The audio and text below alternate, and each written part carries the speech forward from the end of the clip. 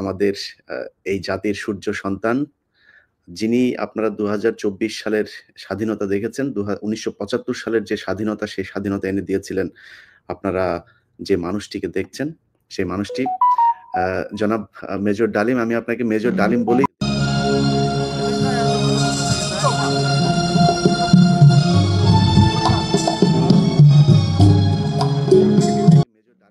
অবশেষে ঝুলি থেকে বেড়ালটা বার করেই ফেলল ইসলামী মৌলবাদীরা। এই মুহূর্তে যখন ইসলামী মৌলবাদীরা ভয়ঙ্করভাবে কোণঠাসা বাংলাদেশে, যখন ডক্টর ইউনূস তিনি ছেড়ে দে মা কেঁদে বাঁচি অবস্থা, তিনি ইন্টারভিউয়ে বলছেন আমি পারছি না, আমি চলে যাব।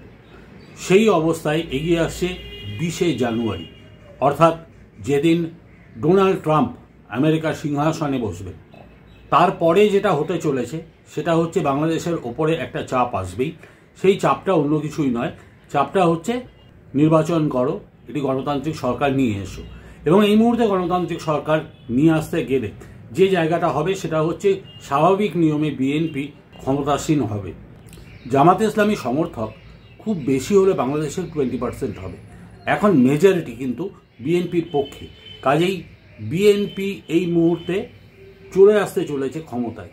কাজেই ইসলামী মৌলবাদীরা আজ মরিয়া, সেই জন্য তারা ঝুলি থেকে বেড়াল বার করলো। তারা নিয়ে এলো 50 বছর বাদে যে হত্যাকারী ঘাতককে, তার নাম মেজর ডালিম।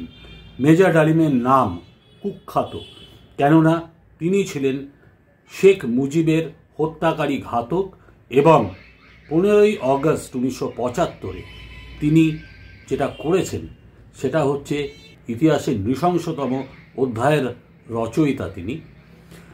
আর সেই মেজর ডালিম, যাকে হন্যে হয়ে খুঁজেছিল বাংলাদেশ সরকার, তিনি এই মুহূর্তে চলে এসেছেন আবার লাইমলাইটের নিচে, ইন্টারভিউ দিচ্ছেন এবং পুরোটাই তিনি ভারত বিদ্বেষী কথাবার্তা বলেছেন এবং যত দোষ নন্দঘোষের মতন ভারতের ঘাড়ে অনেক কিছুই চাপিয়ে দিয়েছেন। নমস্কার, আমি অমিত গোস্বামী। আমার চ্যানেলে আপনাদের প্রত্যেককে স্বাগত এবং একটাই অনুরোধ করব, যদি আমার ভিডিও আপনাদের ভালো লাগে সাবস্ক্রাইব করবেন, লাইক করবেন, কমেন্ট করবেন, এইটা অনুরোধ। আমরা প্রথমে দেখে নিই যে কিভাবে তাকে প্রেজেন্ট করা হলো। তাকে বলা হলো তিনি নাকি বাংলাদেশের সূর্য সন্তান। এই ভারতীয় সম্প্রসারণবাদী হিন্দুত্ববাদী ভারত, যার কবজায় আমরা প্রায় চলে গিয়েছি, সেই অবস্থান থেকে সেই 71 মতো আরেকটি স্বাধীনতা আমাদের অর্জন করতে হবে।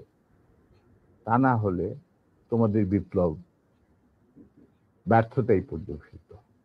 তিনি প্রথমেই উল্লেখ করলেন ভারত তাদের আগ্রাসী এবং সাম্রাজ্যবাদী নীতি নিয়ে বাংলাদেশকে নিষ্পেষণ করেছে। তিনি অ্যাড্রেস করলেন এই জুলাই বিপ্লব বা জুলাই অভ্যুত্থানের ছাত্রছাত্রীদের, যে এটা নাকি তৃতীয় বিপ্লব, অর্থাৎ প্রথম বিপ্লব হয়েছিল 1971-এ স্বাধীনতা, তারপর 1975-এ শেখ মুজিব হত্যা, তারপরে এটা হচ্ছে তৃতীয় বিপ্লব।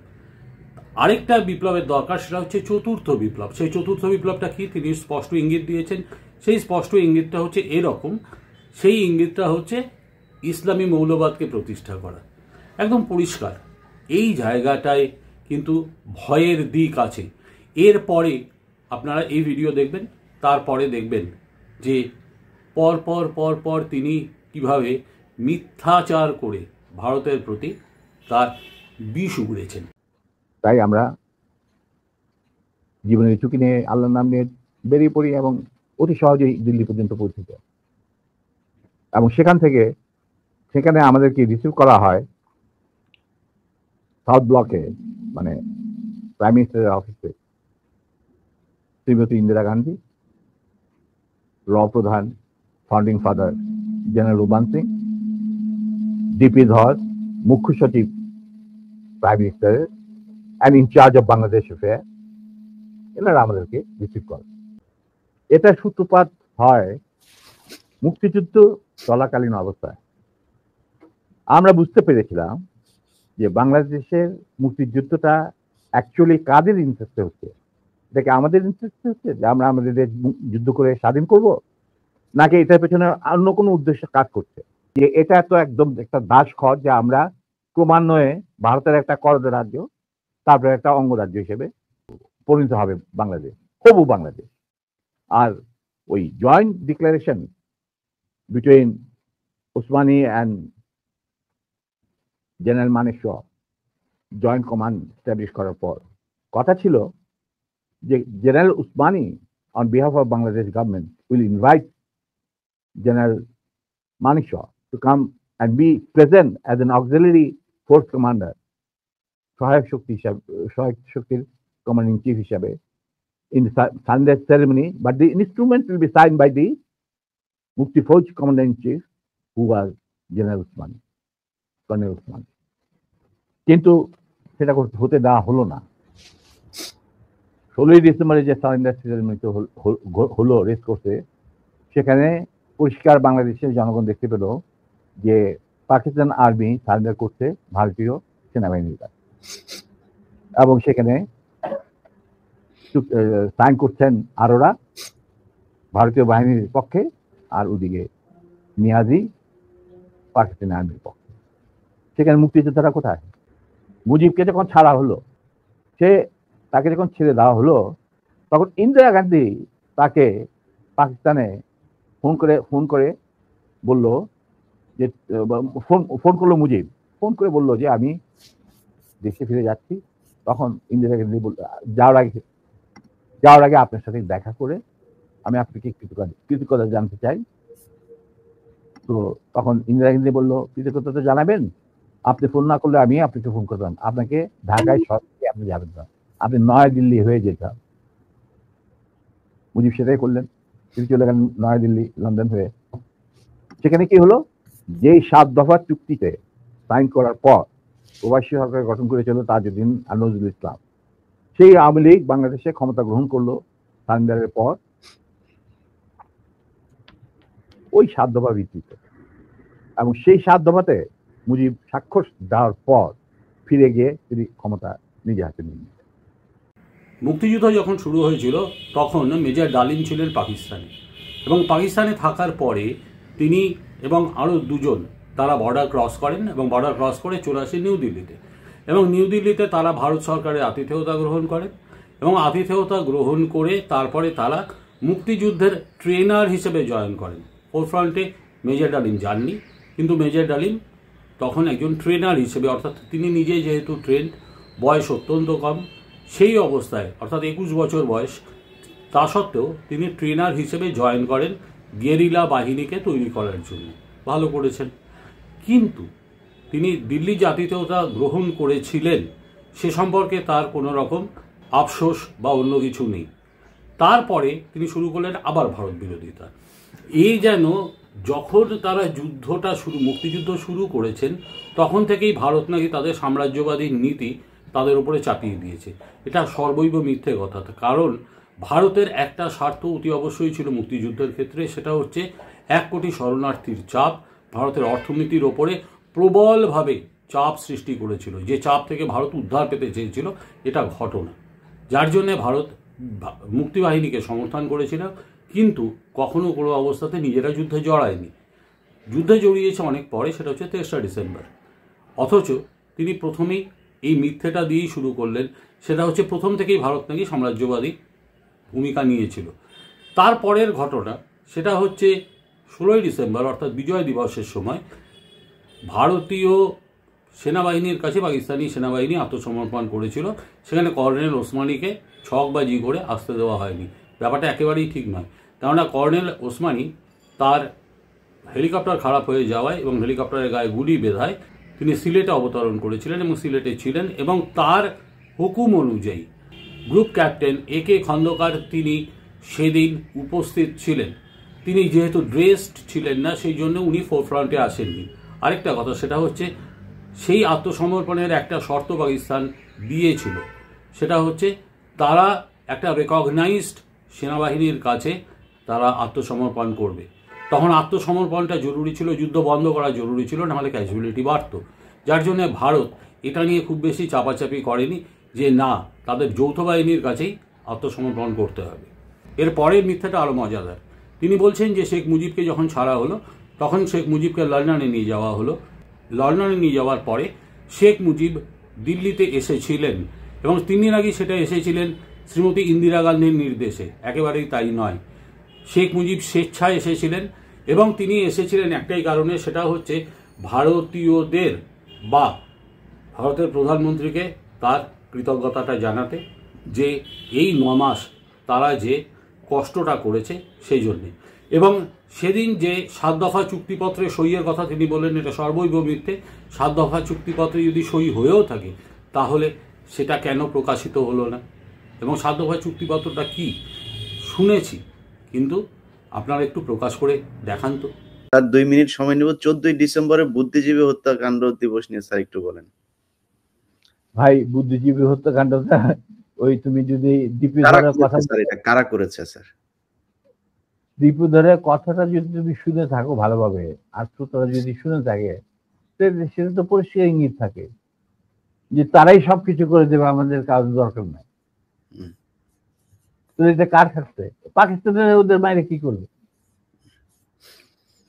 ওরা কি পাকিস্তানে এসে তাদের খেদমত করবে? না, তাদেরকে এদেরকে মারার পর একটা মেধাশূন্য বাংলাদেশকে তারা গড়বে ইন্ডিয়ান স্টাইল, মানে ইচ্ছা মতো। এইরকম ব্যাপার।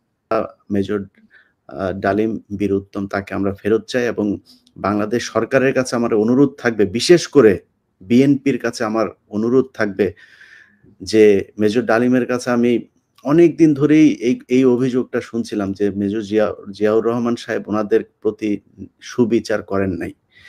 এবং আজকে বেগম খালেদা জিয়া আছেন, তারেক রহমান আছেন, আপনাদের কাছে অনুরোধ থাকবে ভারতের সাথে মিলেমিশে থাকতে চেয়ে তাদের অনুকম্পা পেয়ে ক্ষমতায় থাকবেন। এই স্বপ্ন যতবার দেখবেন ততবারই 21শে আগস্টের মতো, ততবারই 10টা আগস্ট মামলায় যেভাবে আপনাদেরকে ফাঁসানো হয়েছে এভাবেই ফাঁসতেই থাকবেন। সো আপনাদের একটা পক্ষ নিতে হবে। বাংলাদেশের মানুষ এই ভারতকে কতটা ঘৃণা করে এবং পাকিস্তানকে কতটা পছন্দ করে সেটা আজকের এই মেজর ডালিমকে নিয়ে আমার যে অনুষ্ঠান সেটা প্রমাণ করে দিল। এবং নিতে হবে বাংলাদেশের মানুষ এই ভারতকে কতটা ঘৃণা করে এবং পাকিস্তানকে কতটা পছন্দ করে সেটা আজকের এই মেজর ডালিমকে নিয়ে আমার যে অনুষ্ঠান সেটা প্রমাণ করে দিল। এবং নিতে হবে বাংলাদেশের মানুষ এই ভারতকে কতটা ঘৃণা করে এবং পাকিস্তানকে কতটা পছন্দ করে সেটা আজকের এই মেজর ডালিমকে নিয়ে আমার যে অনুষ্ঠান সেটা প্রমাণ করে দিল। এবং দেখুন, তিনি শেখ মুজিব সম্পর্কে বা বাংলাদেশ সম্পর্কে বা অন্যান্য সম্পর্কে অনেক কথা বলেছেন, আমি সেই সব বিতর্কে যাচ্ছি না। এবং তার মধ্যে তিনি এত বেশি মিথ্যে কথা বলেছেন যে মিথ্যেগুলো অন্তত যারা মুক্তিযুদ্ধ নিয়ে সামান্যতম যাদের জ্ঞান আছে তারাও বুঝে যাবে এটা সম্পূর্ণ মিথ্যাচার। কিন্তু আমি সে প্রসঙ্গে যাব না, কারণ বাংলাদেশের ব্যাপার বাংলাদেশিরাই বুঝবে। এবং বাংলাদেশের ব্যাপারে আমার অন্তত ব্যক্তিগতভাবে এই ব্যাপারে প্রতিবাদ করার সামান্যতম স্পৃহাও নেই, ইচ্ছেও নেই। এবার যে কথাটায় আসি সেটা হচ্ছে, তিনি এতক্ষণ ধরে যে ভারত বিরোধী কথাবার্তাগুলো বললেন, তিনি কেন বললেন? তাকে দিয়ে বলানো হলো এই জন্যে, খুব ভালো করে লক্ষ্য করুন যে অনুষ্ঠানের সঞ্চালক সে বলছে বারবার করে কার কাছে? আবেদন করছে খালেদা জিয়া এবং তারেক রহমানের কাছে। কেননা তারা স্পষ্ট বুঝতে পারছেন যে নির্বাচন হবেই এবং নির্বাচনে জামাতে ইসলামী বা ইসলামী মৌলবাদের জায়গা খুব একটা বাংলাদেশে হবে না। বাংলাদেশে আলটিমেটলি একটি নির্বাচিত সরকার আসবে যারা গণতন্ত্রে বিশ্বাসী, এবং এর পেছনে একটা প্রচণ্ড চাপ আসতে চলেছে আমেরিকা, ভারত, চীন এবং রাশিয়া থেকে। এই জায়গাটা তারা খুব পরিষ্কার, যার জন্যে তাদের অ্যাপিলটা কার কাছে? তারা খুব ভালো করে বুঝতে পারছেন যে তারেক রহমান আসছেন ক্ষমতায়, কাজে তারেক রহমান, খালেদা জিয়া এদের কাছে তারা অ্যাপিল করছেন। এবং আরেকটা কথা তারা প্রকাশ করেছেন যে বাংলাদেশের মানুষ পাকিস্তানকে কি ভয়ঙ্কর ভালোবাসে এবং ভারতকে কি প্রচণ্ড ঘৃণা করে, সেটা নাকি কালকের মেজর ডালিমের অনুষ্ঠানটাই সাক্ষী। কেননা মেজর ডালিম 50 বছর বাদে সারফেসে এসছেন, কাজেই একটা উৎসাহ লোকের থাকবে। কিন্তু এটা কখনোই প্রমাণ করে না যে বাংলাদেশের মানুষ ভয়ঙ্কর রকমের পাকিস্তান প্রেমী এবং ভয়ঙ্কর রকমের ভারত বিদ্বেষী, তা কিন্তু নয়। এটা মিক্স অ্যান্ড ম্যাচ আছে। কিছু মানুষ আছেন যারা অতি অবশ্যই ইসলামী মৌলবাদে বিশ্বাস করেন, তারা পাকিস্তান প্রেমী। আবার বহু মানুষ আছেন যারা খোলা মনের বা মুক্ত মানা, তারা কিন্তু ভারতকে পছন্দ করে। তাই এটা কখনো হয় না। আর যে কথাটা আজকে সব শেষে বলতে চাই সেটা হচ্ছে, হিন্দুত্ববাদকে এভাবে আক্রমণ যদি আপনারা করতে থাকেন তাহলে ইসলামী মৌলবাদকে আমরাও আক্রমণ করতে বাধ্য হব এবং বাধ্য হচ্ছি। কেননা এই মুহূর্তে আনসারুল্লাহ বাংলা বাহিনীকে আপনারা লেলিয়ে দিয়েছেন সেই চিকেন নেক ইস্যুতে। আজ একের পর এক যেটা ভারত বিরোধী কার্যকলাপ করে চলেছে বাংলাদেশের উগ্র মৌলবাদীরা, আমরা সেটা ঠেকানোর জন্য প্রস্তুত। এবং আপনারা যে মেজর ডালিমকে নিয়ে এসছেন, এই মেজর ডালিমকে আনাটা আপনাদের যে কত বড় ভুল সেটা আপনারা ভবিষ্যতে বুঝবেন। তার কারণ হচ্ছে মেজর ডালিম একজন ঘোষিত আন্তর্জাতিক অপরাধী। নমস্কার।